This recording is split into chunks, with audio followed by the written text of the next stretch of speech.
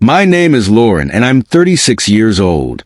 I've spent my entire life in Hamilton, a small city in Ohio where everyone knows everyone else's business, whether you want them to or not. I was born and raised here, went to college here, got married here, and figured I'd grow old here. It was a predictable, comfortable existence until life decided to flip my world upside down. To give you some context, I was married to Adam for 11 years. He's an engineer, steady, reliable, and exactly the kind of man people would call a safe bet. In the beginning, I thought I'd hit the jackpot. Adam was kind, good-looking, and financially stable. Together, we built what looked like a perfect life. 2 beautiful kids, Ellie and Josh, and a house straight out of a Christmas card.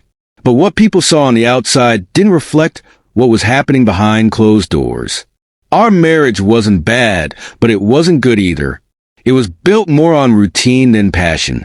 Adam would go to work, come home, and sink into the couch in front of the TV while I juggled the kids, the cooking, and the cleaning. Our conversations had dwindled to practicalities, bills, schedules, and Ellie's school projects. I used to convince myself that this was what marriage looked like after a decade, stable but mundane. I told myself I should be grateful. After all, I had what so many people wanted. But deep down, I felt invisible, like I'd faded into the background of my own life. Everything changed one summer morning last year. I had taken up jogging, partly to shed a few pounds, but mostly to escape the monotony of the house. That's when I met Jake. Jake was 19, though I didn't know it at first. Tall, muscular, and with a boyish smile that could light up a room.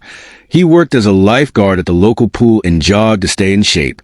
We literally ran into each other on a trail in the park one morning. I dropped my water bottle. He picked it up and we struck up a conversation. At first, it was harmless, small talk about the weather, running routes, and local spots in town. But then I started seeing him more often during my morning jogs. We began running together, laughing, and talking about things I hadn't discussed in years. Movies, music, even silly debates like the best pizza toppings. For the first time in ages, someone truly listened to me. Jake's attention was intoxicating. He saw me, not as someone's wife or someone's mom, but as Lauren. I started waking up excited for those runs, my heart fluttering at the thought of his smile. I know how this sounds. Trust me, I wrestle with it too.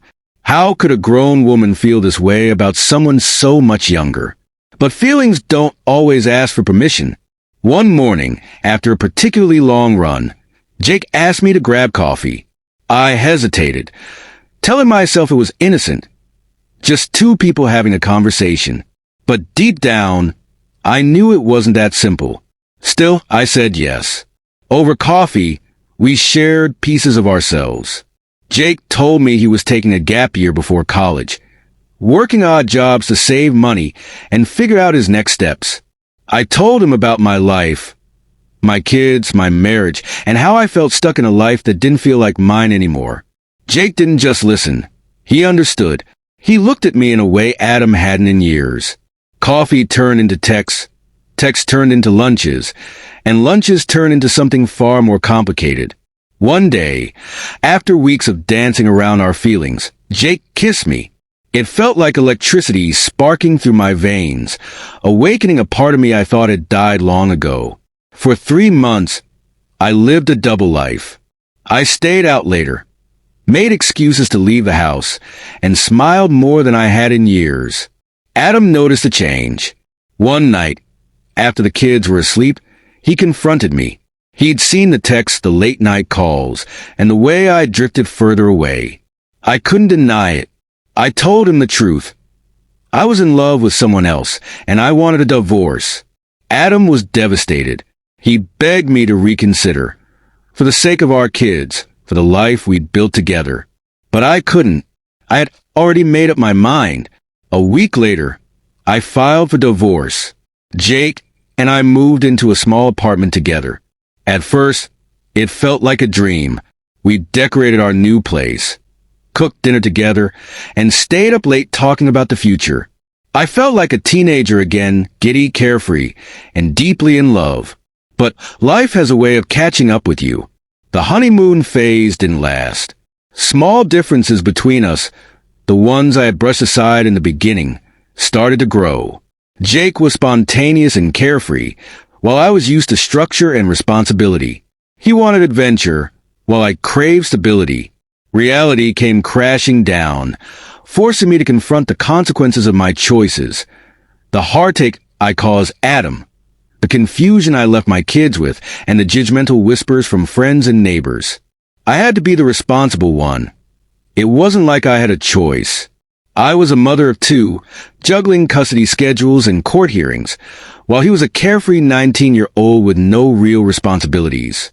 At first, Jake's youthful energy was invigorating, like a breath of fresh air in my otherwise exhausting life. But as time passed, that same energy began to feel draining, a sharp contrast to the weight I carried every day. One of our first big arguments was about money. Jake was working part-time at a gym, barely earning enough to cover his share of the rent. Meanwhile, I was pulling extra shifts at the diner, trying to keep us afloat. At first, I didn't mind. I loved him and wanted to support him. But the strain eventually became overwhelming. Whenever I brought up finances, he'd assure me, "I'll find a better job soon."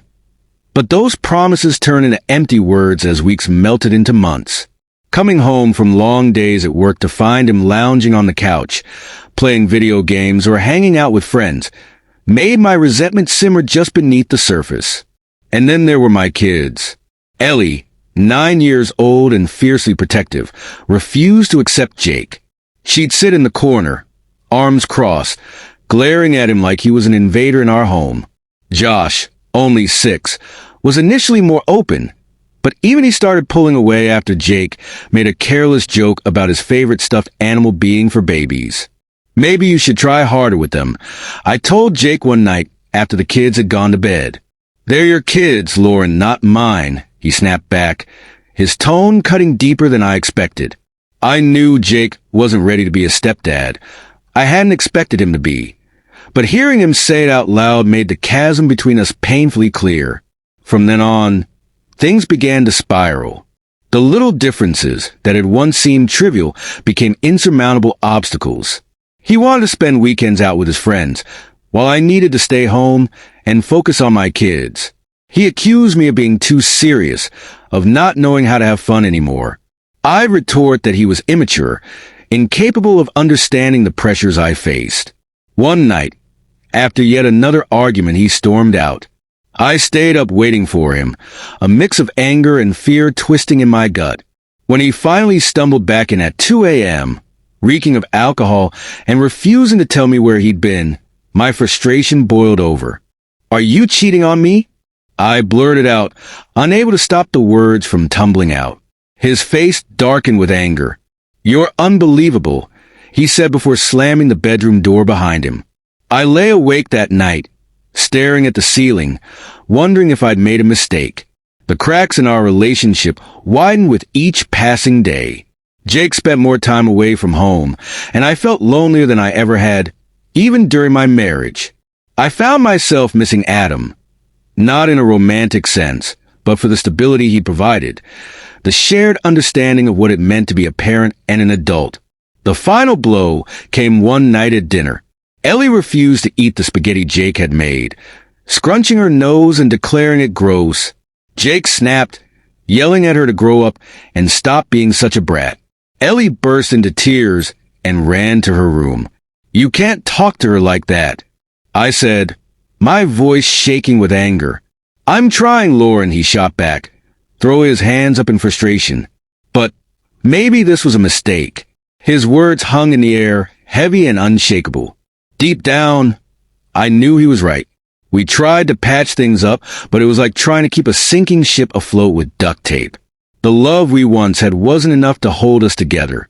6 months after I left Adam, Jake and I sat down at the tiny kitchen table in our apartment to have the conversation we'd both been avoiding. "This isn't working," I said, tears streaming down my face. "I know," he replied softly, his voice firm but filled with regret. "We agreed to go our separate ways." Jake moved back in with his parents, and I stayed in the apartment for a while before eventually packing up and returning to Hamilton with my kids. After Jake left, the silence in the apartment was unbearable. It wasn't just quiet. It was hollow, like the echoes of a life that no longer existed. I felt like I had failed. I had left my marriage, uprooted my family, and chased a love that ended in disaster. Now, I was alone, left to pick up the broken pieces of a life I'd barely recognized. In the weeks that followed, I stayed in bed as much as possible. Ellie and Josh spent most of their time with Adam, and I used the solitude to drown in my grief. I barely ate, barely slept, and spent countless hours questioning every decision that had brought me to this point.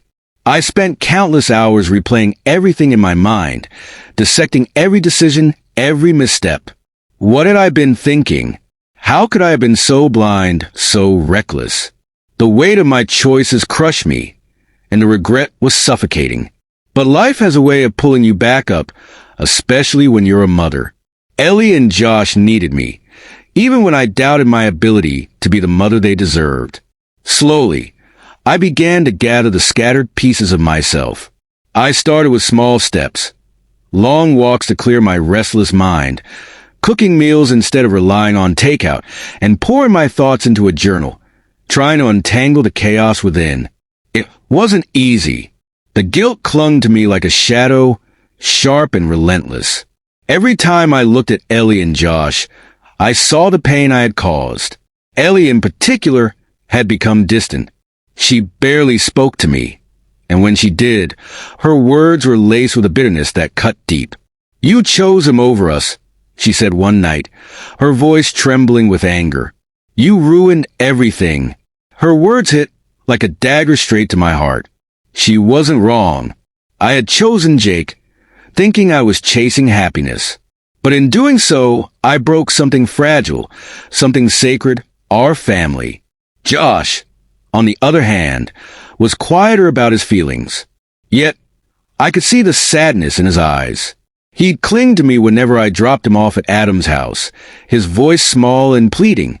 "Why can't you come inside and stay, Mommy?" he'd ask. He didn't understand the delicate boundaries Adam and I had established to keep things civil. To his credit, Adam remained patient. Though I knew he was hurt and angry, he never let it show in front of the kids. Together, we began attending co-parenting therapy, hoping to create a more stable environment for Ellie and Josh.